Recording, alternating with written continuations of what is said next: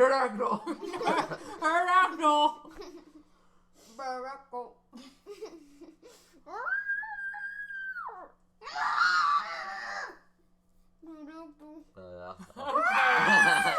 All right, Nice let's work. stop. Woo. Thanks, guys. I hope you all enjoyed that at home as well. So what I want to hear from you guys is, what did you notice? We're going to practice our observe and describe skill here. My lips got sore. So you observed that you had some soreness in your lips, holding them over. My cheeks got sore. There was some soreness in your cheeks, you noticed. My lips felt weird. Your lips felt weird, I right? noticed So you after a noticed, while. so all three of you Yeah. noticed different sensations in your Everyone face. was One going at a time. like this. And Grace was like. So did you see her teeth? No. No. Oh, because what you just showed was her teeth. So Oh, so well, Grace she was was like- so Grace was saying covering her teeth in a different Yeah. way. Okay. And so why is this? And what did you guys notice at home on that? And then let me here. You're just gonna. So here, there you go.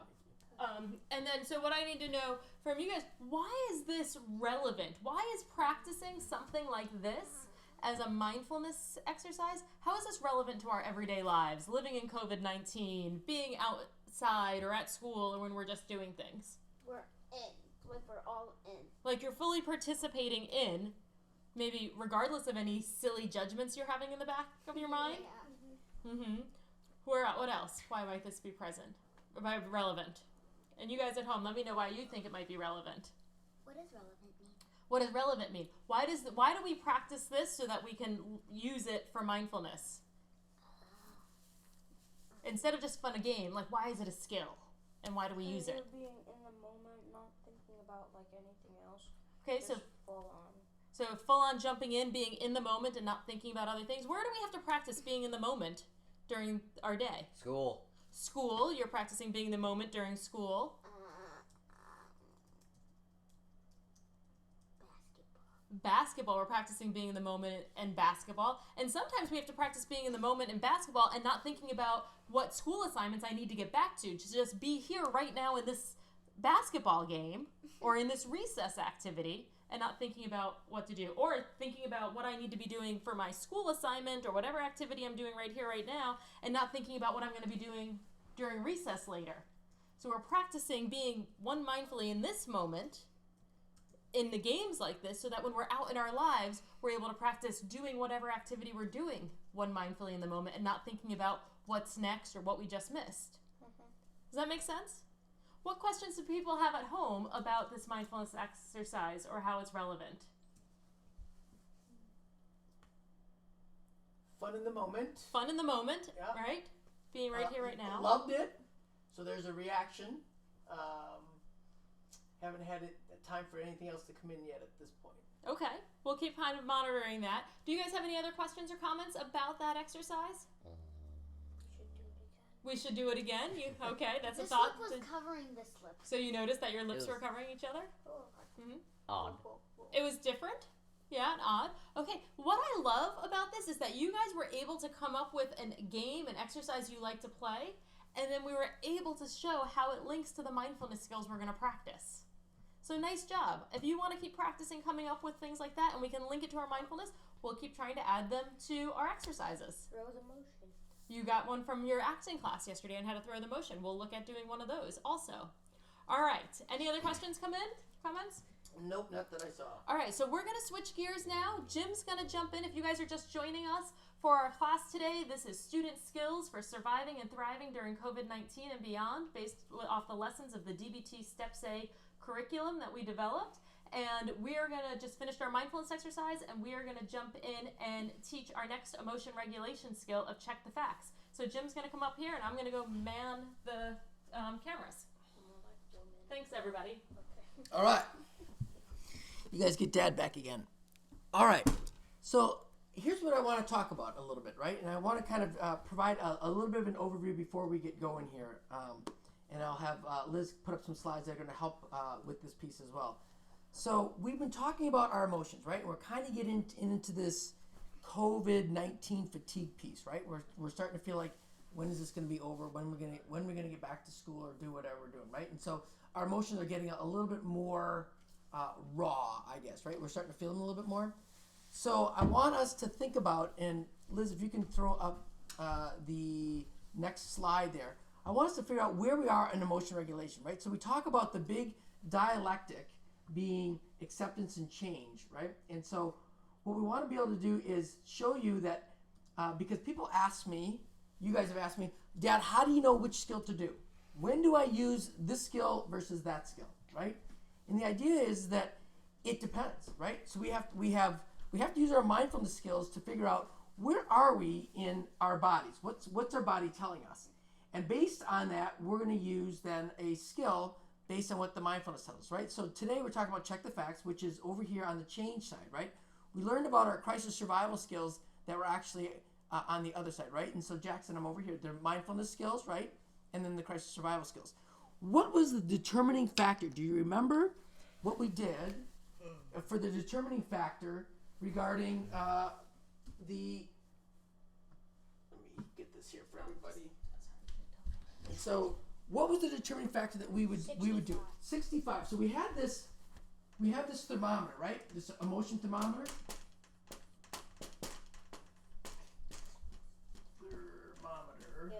Right? The emotion thermometer, right?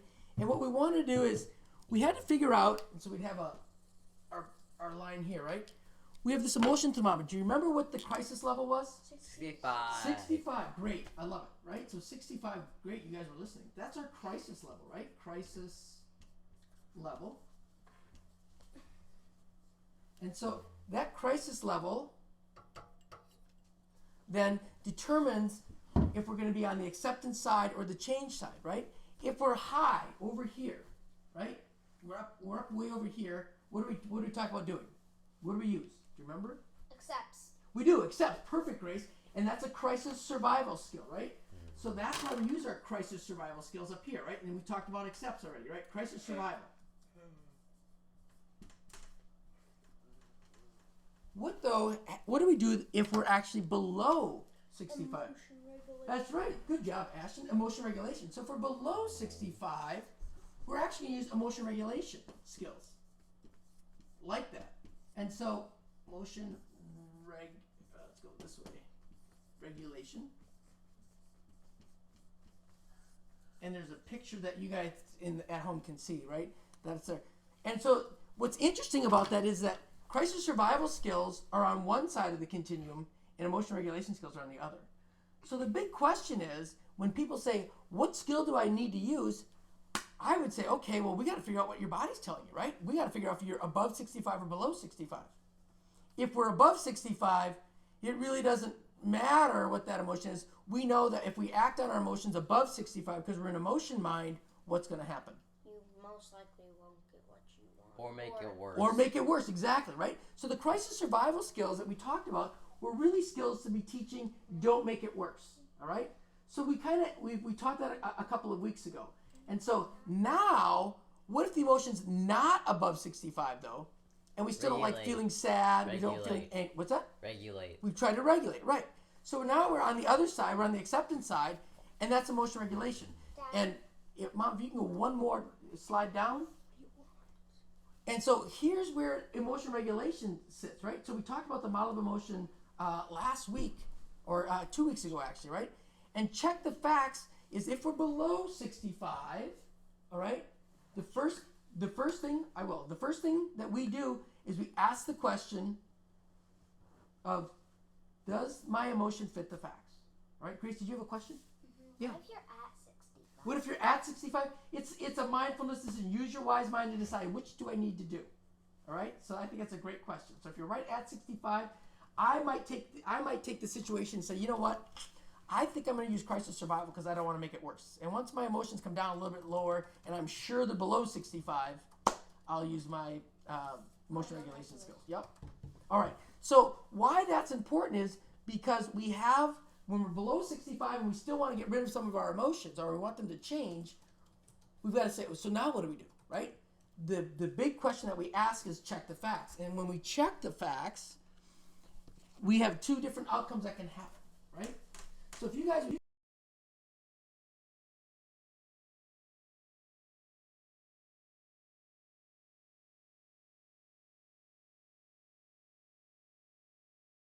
now you're live. So Okay. sorry about Hi, everybody. So I'm not sure what happened there. We might have had a surge here and everything kind of shut down. Can somebody from who's watching us let us know what's the last thing that you heard? Just put it in the chat line. That would be great.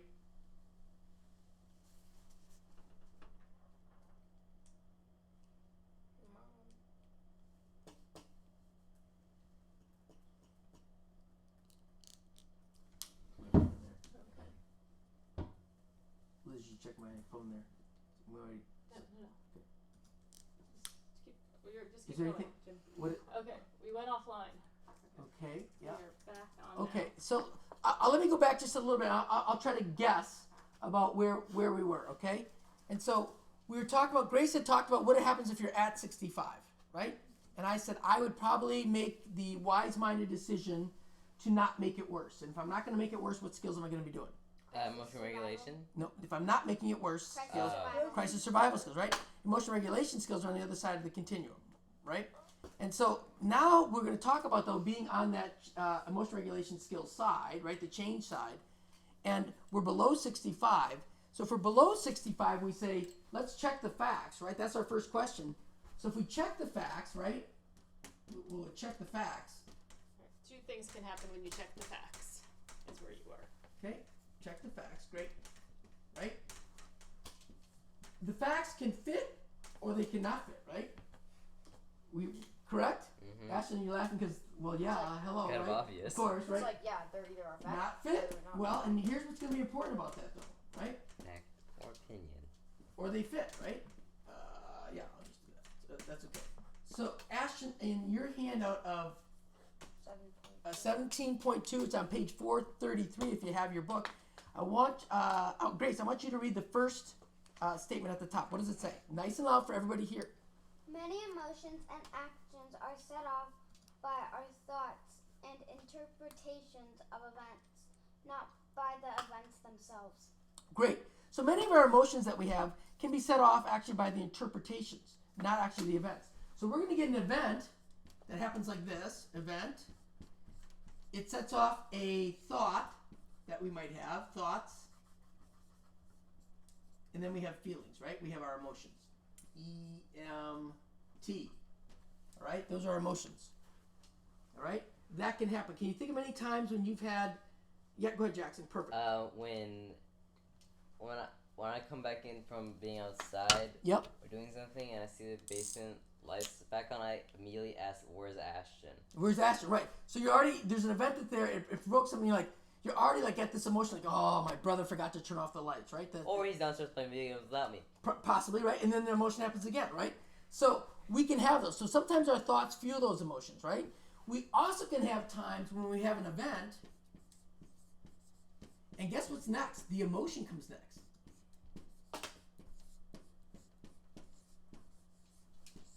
And then we actually have thoughts about it.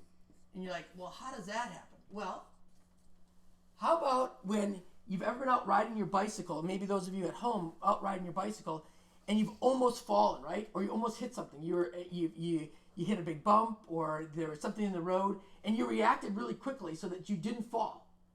And then you thought, oh my gosh, what if I would have fallen? What if I would have scraped my face?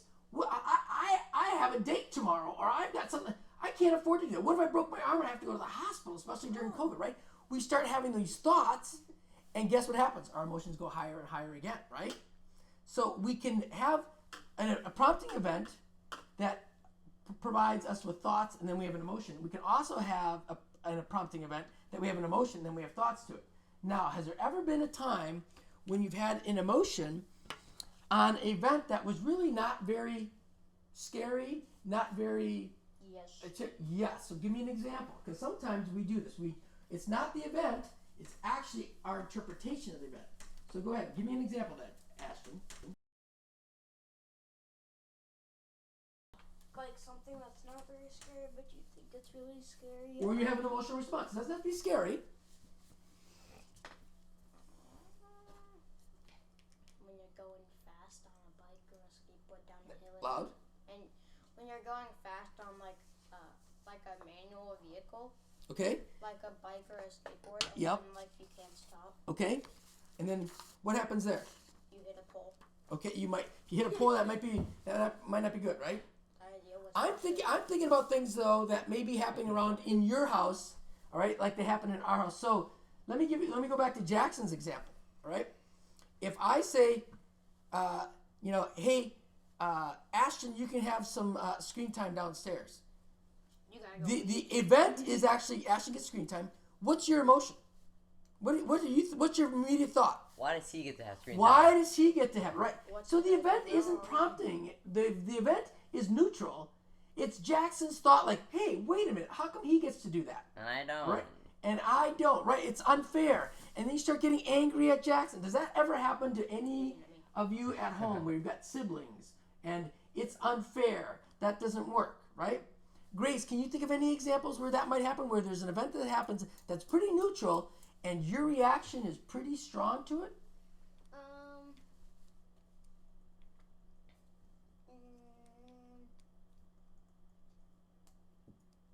I can think of a situation last year. Can I bring that up? You okay? So how about when you get your tray from the lunchroom and you go over and all the seats are taken by your classmates and there's no place for you to sit? Oh, yeah. What happens then? I get kind of upset. You get upset, Because then I have to sit on the other table and then And- then I can't talk with them. right? And then what do your emotions do? What do your thoughts tell you? Upset. And what kind of thoughts do you have when that happens, when you have to sit at the other table? Why? Right? Nobody wants to talk to me. Why me? That's not fair, right? And Ashley, let's go over to you. I don't want to leave you out, buddy, right? So when you come downstairs and I say, hey, Ashley, can you unload the dishwasher? One of your first thoughts back is, Why not Jackson? why not Jackson? And I did it last time. And you start to cycle up. Unloading the dishwasher is not an emotional event, yet you tend to have that reaction, and the more you think it's not fair, exactly, you get more angry and stuff, right? So we're going to talk about that. That's where checking the facts works really well, because once our emotions get high, we don't do well in any of our relationships, right? We don't do well as siblings, we don't do well as partners, and so we want to check those. Let me know if that sounds familiar to anybody at home about that's not fair. Oh, I know. Nope, I did it last time. How come he gets all the time? Why does she not have to do dishes? See if there's Why any is he so similarities that are there. All right. Oh wait, I What- know something. Why is he funny. so Okay, go ahead. Grace, nice and loud. Last night when I realized that my brothers had like something less on schoolwork and I just had to do everything. Right, so they had less on schoolwork Yeah. than you did, and you said that's not fair. All right. It's not. So how do we check the facts? There are three really important questions that we have to determine and to use to check the facts. All right, and Liz, there's a slide for that. I'm going to have the boys continue to read their handout, the slides. They're right there. Perfect. Thank you. Wait. All right. So Jackson, I want you to read. Nope. I want you to read right there the 3 steps in checking the facts. 3 steps to check the facts. Number 1, ask, what is the emotion I want to change? What is the emotion I want to change? All right. Now, Number 2. well, hold on. Want Okay. to change. So we're going to talk about that, right? So sometimes it's frustration when I'm asking you to do the unload the dishwasher, and you're upset with Jackson. Frustration. Why Ashton gets screen time and you don't could be frustration, anger that he gets to do it, right? Grace, you felt left out in the lunchroom, right? Sadness, right? The first question is, what is that emotion, right? It could be sadness. It could be anger. Before even that, do I want to change my emotion, right? So you say it's sadness, you say it's anger. The first thing though is, do I want to change that emotion, right? And so there are times when Grace wants to be sad. Leave me alone. I just want to be sad. Hey. I just want to be angry. Okay? And so if that happens to you at home, especially if parents are watching, if that happens, that's okay. We shouldn't try to tell our kids that they shouldn't experience those emotions. What we want to do is to say, hey, so when you want to get your anger down or you want your sadness to go away, let me know. I'm available. All right? So I can help out with those steps. All right. So that's the first step. All right. Ashton, can you read step 2? And Ashley, can you read louder? It's a little hard hearing you and Grace today. Number 2, ask what is the event prompting my emotion? Right. Question mark. What is the prompting event, right? What is the prompting Event. the prompting event? Okay?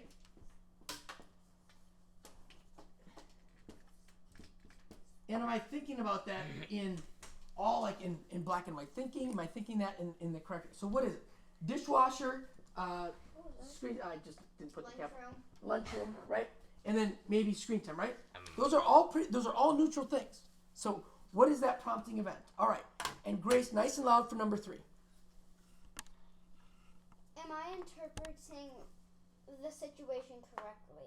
Are there other possible interpretations?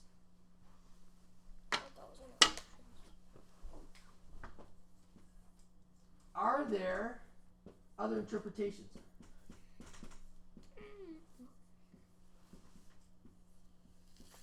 Let's do other ways of thinking.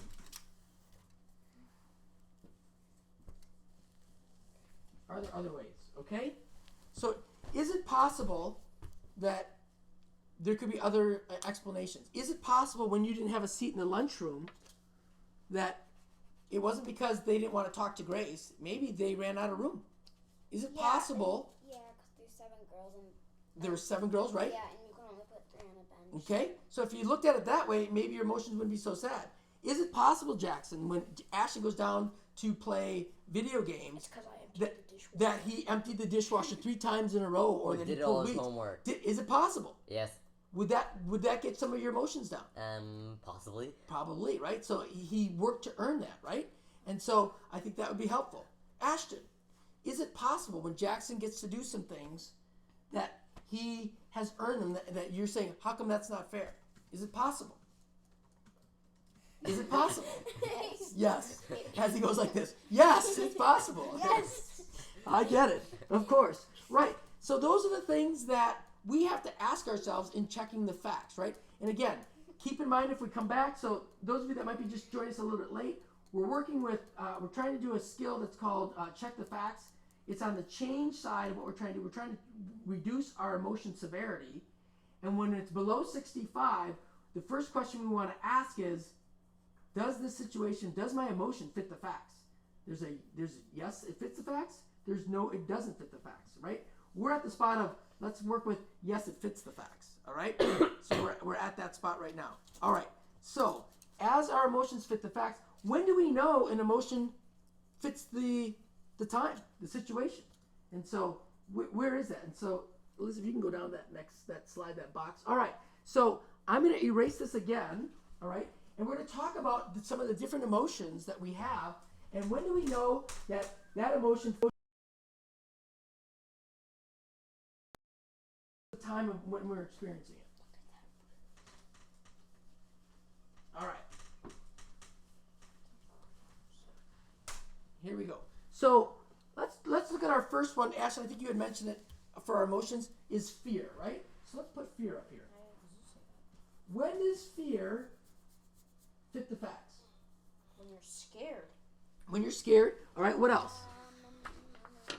Someone look on the sheet. You guys don't have that sheet. Oh. When you're scared, when your life might be threatened, right? Mm-hmm. All right? Scared? Run. Scared or life threatened? Watching a scary movie. All right?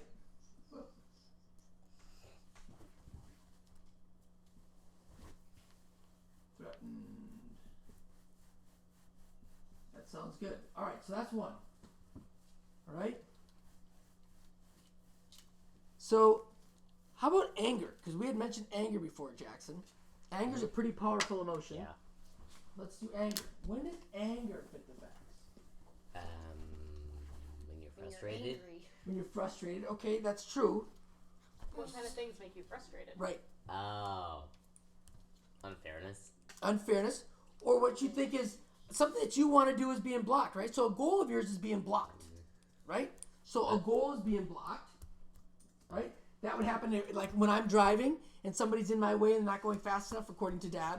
You right? go really Well, I get angry, right? And You so I'm get like, okay, impatient. why? Because my goal is being blocked. I want to get there. That's exactly You right. get impatient. That's right. Not So- angry. Impatient. Well, and sometimes I get angry, right? So a goal is being blocked, right? Goal being blocked. Yeah. Goal blocked, all right? That sounds good. So that would fit if a goal is being blocked, right? Or or someone, it might be trying to attack you as well, right? You might feel like, oh, that's not okay. That they're trying to hurt me, right? So you would say that fits to be angry, right? All right. How about a third emotion, jealousy? Someone Jealousy. something that you You're the want. seventh wheel. You're the seventh wheel. Fifth Why is that one, Ashton? If you wanna. For jealousy. Because you're the odd one out, and like everyone's like all together and everything, and you're just like, Is that from a book? no, you're just like out on the outside, like Okay, you're on the outside. Yeah, like So fifth wheel is like never needed, never. So you feel like that. Those are your thoughts. So that's a really good example, right? or like a So seventh. jealousy, though, is something where you've got something of value, an important relationship, an important thing that's yours that is being threatened to be taken over by somebody, right? Or they're going to take it from you. That's what jealousy is. Someone's taking something that was yours, relationship, some type of a valued item, right? And you're feeling like it might be a loss, right? So that's what that is, right? So you're you feel like a relationship or an item is being threatened.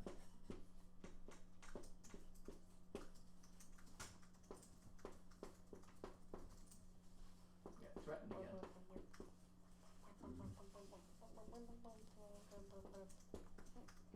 Okay. That would be jealousy.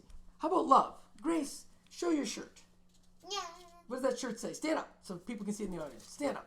What does that shirt say? It says love right there. Nice job. Love. All right.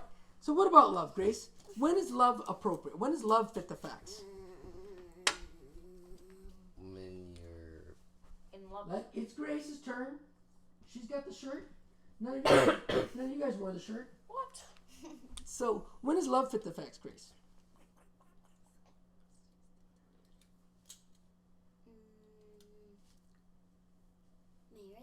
Marriage, right? So when you have a partner, they give you something that you want, right? So an object could be a pet, could be a person, right?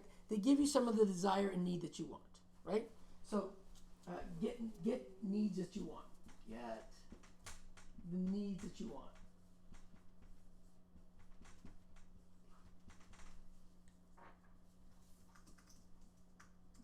You want. All right. Perfect. All right. Sadness. And all of us have done sadness well in this household. Sadness. What happens with sadness? And when do you at I think home it's sad. think sadness makes sense and fits the facts? Yeah, great. When does sadness fit the facts? Jackson. Good. Thank you. When does sadness fit the facts? When you're suffering, Okay, suffering. or like mourning a lost loved one. Yeah, you've lost something. Could be a loved one. Could be your baseball collection. Could be jewelry that you just made, right? It's okay. A cap. Right? Right? So you've lost something, right? So that's sadness. Loss of something. Loss. I broke a snow globe. Do we have anything from home? Anything from other people, I should say? When a family member dies, Yeah. That fits the facts, right? Things are happening the way that you don't want them to be, right? COVID-19 is a good time to have it fits the facts. It's sad. They're not the way things are supposed to be, right? Or what we want them to be. what are some of the things that we've lost during COVID-19? And at home, what are some of the things you've lost from I broke a COVID-19? snow globe. The snow globe? Yeah. I broke I a have- snow globe at Auntie's house. Oh, and you don't have it. Okay, what else have you lost? The opportunity to go and play with my friends, like Yeah? physically. Great. when I That's a wasn't great there. example. I lost the opportunity to play with my friends. Correct. So I think that would be a great one. Okay? Jax, anything that you can think of regarding sadness? Um,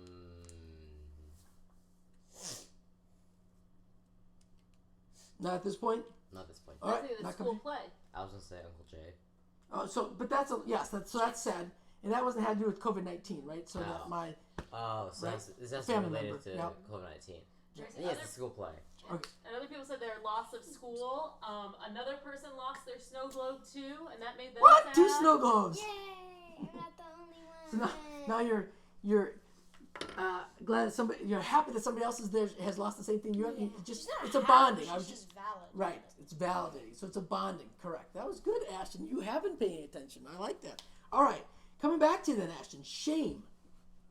When does shame fit the facts? When you like embarrassed or something. Okay, so we do have embarrassment. Now, so shame's a funny one. Shame's a very powerful emotion.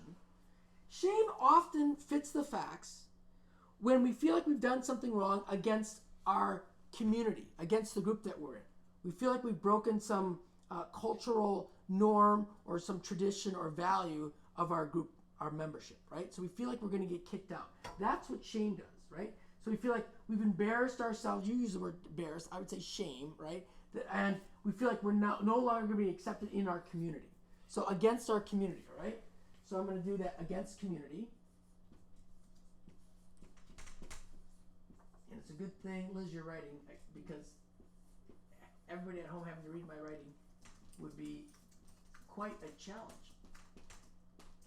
All right, against the community. And the last one then, like shame, which is a little bit different, Guilt. is guilt. You got it. So guilt. When do we feel guilt? And when is guilt justified? In a you're court. Guilty. In court. So yes, in a court of law, that's a decision that's either you're guilty or you're not guilty. But our emotion of guilt is a little bit different, right? Embarrassment. So there could be embarrassment again, correct? You can have embarrassment on both of those, right? So embarrassment is going to be a secondary emotion. The family, the emotion family, though, is going to be guilt or shame that's there. When do we experience guilt that is justified? And this one's a hard one. Oh, when you go against your personal values. You got it. Woo-hoo! You're 2 for 2. You go against your personal values, right? You do something that's against your values, right? You've done something. You've been mean to somebody when you said that you're really supportive of a person.